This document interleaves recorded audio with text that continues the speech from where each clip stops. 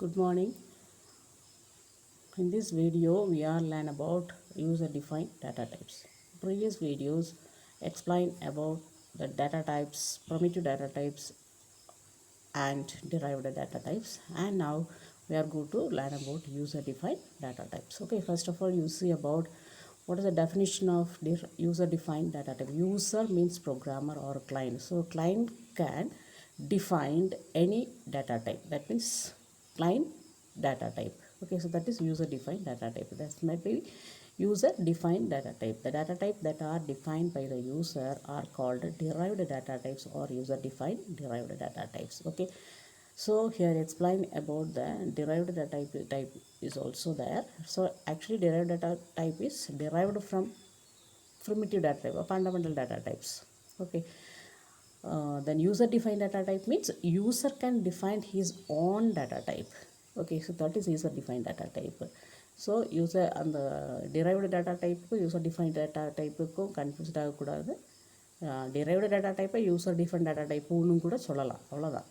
Okay, ஆனால் user என்ன பண்ணிக்கலாம், யூசருக்கு தேவையான டேட்டா டைப்பை யூசரே என்ன செஞ்சுக்கலாம், டிஃபைன் பண்ணிக்கலாம். So that may be any thing, ஏது வேணாலும் ஆகலாம். Okay, so what are the derived data types? Different data types. Sorry, what are the different derived data types? They are class, structure, union, enumeration, type, def. Defined data type. Okay, type, def or defined data type. So these are the user defined data types. Okay, class, structure, union, enumeration, type, def or defined data type. Okay, so structure, union அப்படிங்கிறது already derived data typesல படிச்சிருப்பீங்க.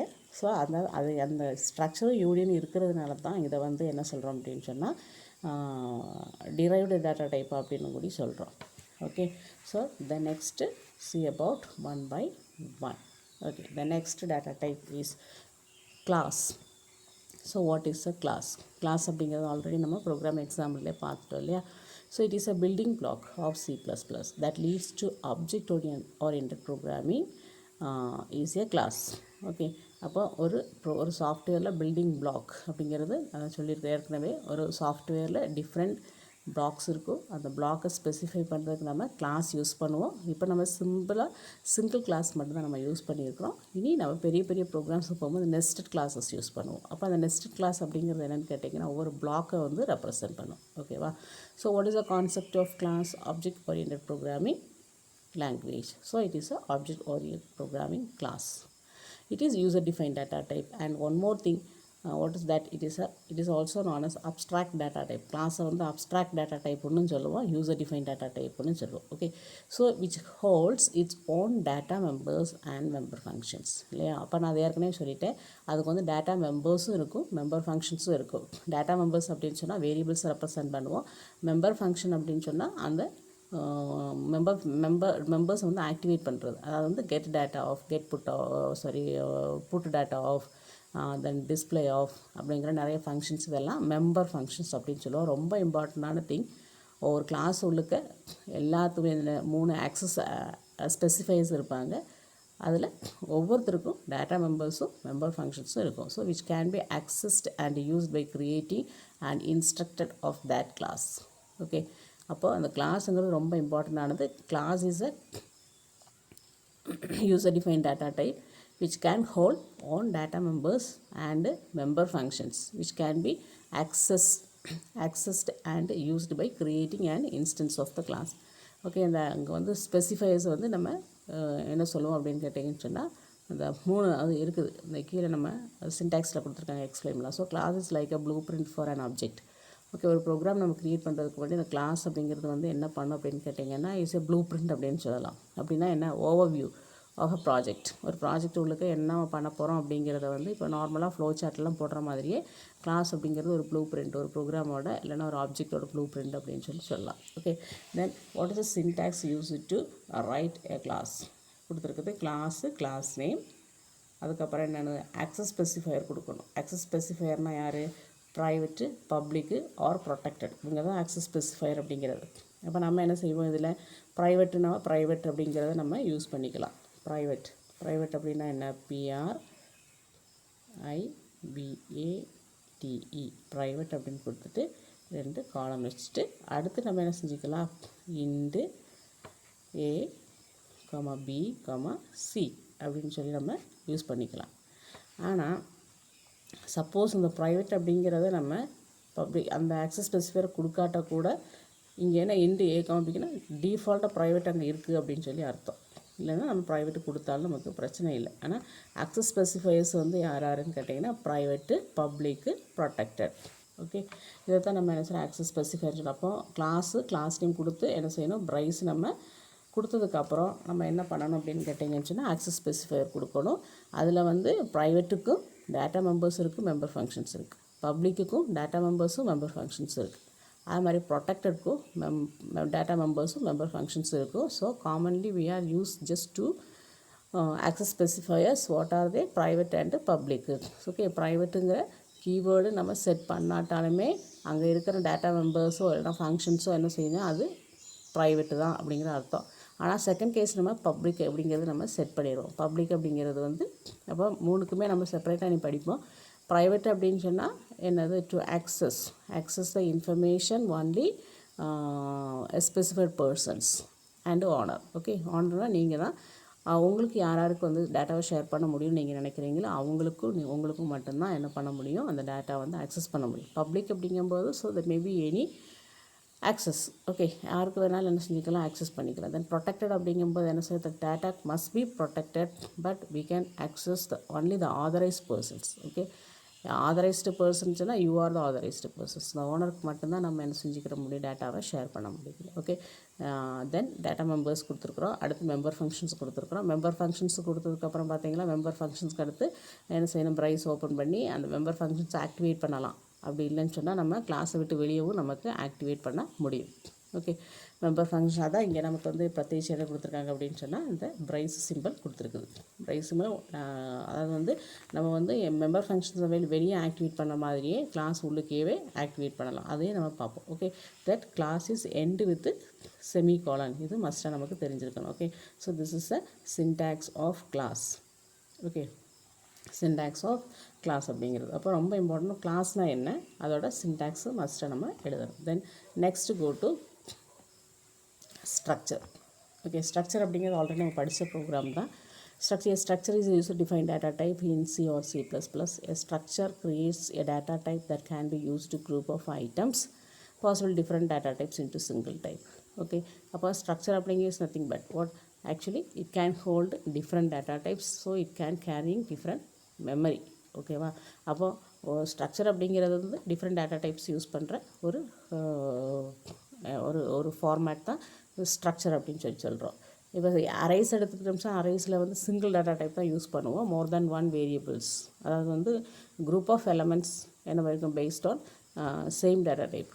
ஆனால் இங்கே வந்து group of elements based on different data டைப்ஸாக இருக்கும். அதே மாதிரி different மெமரியும் அதுக்கு அலோகேட் பண்ணணும். So actually what is a keyword use to create the structure, struct அப்படிங்கிற கீவேர்டு தான். ஸ்ட்ரக்ட் அப்படிங்கிறது இம்பார்ட்டன்ட் திங், எல்லாம் ஞாபகத்தை வச்சுருக்கணும். ஸ்ட்ரக்ட் அப்படிங்கிற கீவேர்டு யூஸ் பண்ணி தான் ஸ்ட்ரக்சர் க்ரியேட் பண்ணுவோம் இல்லையா.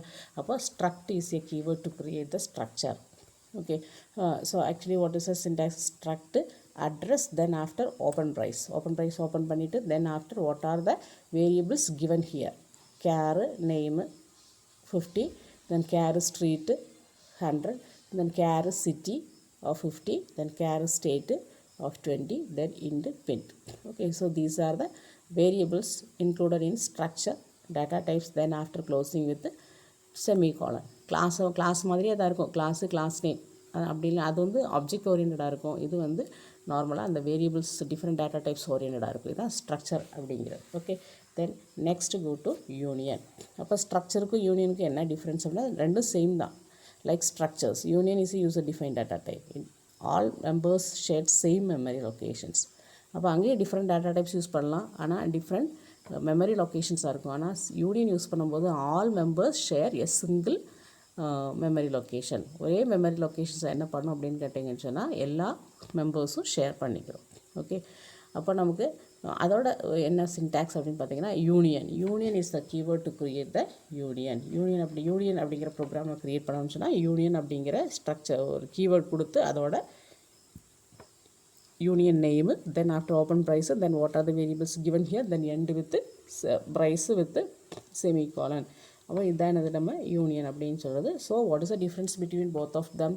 Structure use different memory for different variables, but union to share same memory locations for different variables. So that is the difference between them. So in union we can save the memory space, but structure can hold more than one memory in memory space. That is the disadvantage. Okay, then next go to enumeration data type. enumeration அப்படிங்கிறது அங்கே நீங்கள் படிச்சிருப்பீங்களா என்ன அப்படிங்கிறது தெரியாது. enum அப்படிங்கிற ஒரு keyword use பண்ணி நம்ம என்ன செஞ்சுருக்கணும், எனுமரேஷன் டேட்டா டைப் நம்ம படிச்சிருக்கணும். Enumeration is a user defined data type. It is mainly used to assign names to integral constants. The name makes a program easy to read and maintain. Okay, அப்போ ஒரு enum அப்படிங்கிறது வந்து enumerated data type. நார்மலாக நம்ம user define data type எடுத்துட்டாலே enum தான் ஞாபகம் வரணும் ஃபஸ்ட்டில். ஓகே, அப்போ சி ப்ரோக்ராம் நம்ம படிக்கும்போது enum, டைப், டெஃப், டிஃபைன் இந்த மூணுமே அங்கே படிச்சிருந்துருக்கணும். ஓகே, அப்போ எனிவே நமக்கு யூசர் டிஃபைன் டேட்டா டைப்னு கேட்டால் enum அப்படிங்கிறது எனுமரேட்டட் டேட்டா டைப் அப்படிங்கிறது. ஓகே, அப்போ இங்கே எனுமரேட்டட் டேட்டா டைப் அப்படிங்கிறது என்னென்னு கேட்டிங்கன்னு சொன்னால் just integral constant. Okay, to assign a name of integral constants. அதாவது வந்து நேம்ஸ் நம்ம அசைன் பண்ணோம்னு சொன்னால் அது ஆட்டோமேட்டிக்காக என்ன ஆகிக்கிறோன்னு சொல்லி கேட்டிங்கன்னா ஒரு கான்ஸ்டன்ட் வேல்யூ வந்து அங்கே வந்து அக்சஸ் பண்ணிக்கிறோம். Okay, so we can easily read and maintain the data types. Okay, so what is the syntax used to create enumeration data type? enum அப்படிங்கிறது வந்து is a keyword to create enumerated data type. Okay, enumerated data type enum அப்படிங்கிறது. And then after to what is the name? State. enum state that working equal 1, failed equal 0. So these are the named. Okay, name to assign the names என்னது 1. இப்போ நம்ம working அப்படி display பண்ணோம்னு சொன்னால் is 1 is a constant value. Failed அப்படிங்கிறது display பண்ண வச்சோன்னா 0 is a constant value அப்படிங்கிறது. ஓகே, ஸோ enum அப்படிங்கிறது ப்ரோக்ராம் நம்ம ஒரு ப்ரோக்ராம் போட்டிருக்கோம். அந்த ப்ரோக்ராமில் உங்களுக்கு அண்டர்ஸ்டாண்ட் பண்ண முடியும். Hash include, hash is missing, அங்கே நீங்கள் ஹேஷ் போட்டுக்கோங்க. தென் ஆஃப்டர் டு டிரெக்ட் இது நெய்ம் ஸ்பேஸ் ஸ்டாண்டர்ட், அது வேணும் அப்படிங்கிற கண்டிஷன் கிடையாது. அதையும் வேணால் நீங்கள் என்ன செஞ்சுக்கலாம், இங்கே ஹேஷ் அப்படிங்கிற சிம்பிள் போட்டுக்கோங்க. ஓகே, இந்த ஸ்டேட்மெண்ட் வந்து வேணும் போடணும்னா போட்டுக்கோங்க, எப்படினாலும் நீங்கள். Okay, then next enum week.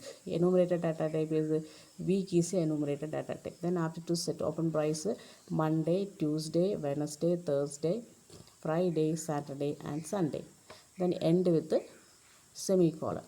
Okay, இது 3 இத்தனை இந்த வீக் டேஸஸ் எல்லாமே கம்ப்ளீட்டாக 7 டேஸும் நம்ம என்ன செஞ்சுருக்கோம், enumerated data டைப்பை டிக்ளேர் பண்ணியிருக்கோம். அப்படின்னா என்ன அர்த்தம் அப்படின்னு கேட்டிங்கன்னு சொன்னால், இந்த மண்டே அப்படிங்கிற வேல்யூ ஸ்டார்டிங் ஃப்ரம் 0.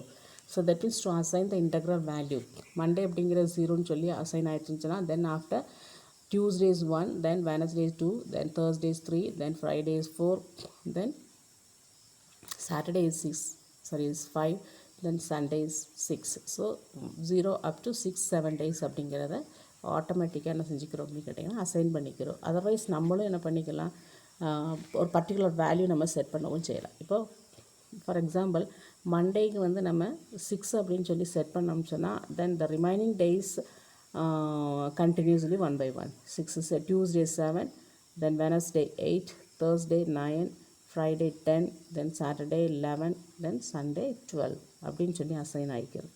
அப்போ நம்பர் நம்ம என்ன செஞ்சுக்கலாம், நம்ம கான்ஸ்டண்ட்டாகவும் செட் பண்ணலாம், ஆட்டோமேட்டிக்காக செட் பண்ணுற enumல நம்ம ஸ்டோர் பண்ணோம் அப்படின்னு சொன்னாலே, so the integral values starting from 0 and so on so. Okay, அந்த மாதிரி நம்பர்ஸை வந்து செட் பண்ணிக்கிறோம். ஓகே, அப்போ இங்கே இண்டு மெயின் ஆஃப், தென் அப்போ enum செட் பண்ணதுக்கப்புறம் நம்ம என்ன பண்ணிக்கிறோம், மெயின் ஃபங்க்ஷன் ஸ்டார்ட் பண்ணுறோம். மெயின் ஃபங்க்ஷன் ஸ்டார்ட் பண்ணதுக்கப்புறம் என்ன செய்கிறோம், enum is a enumerated data type. Then after to set name of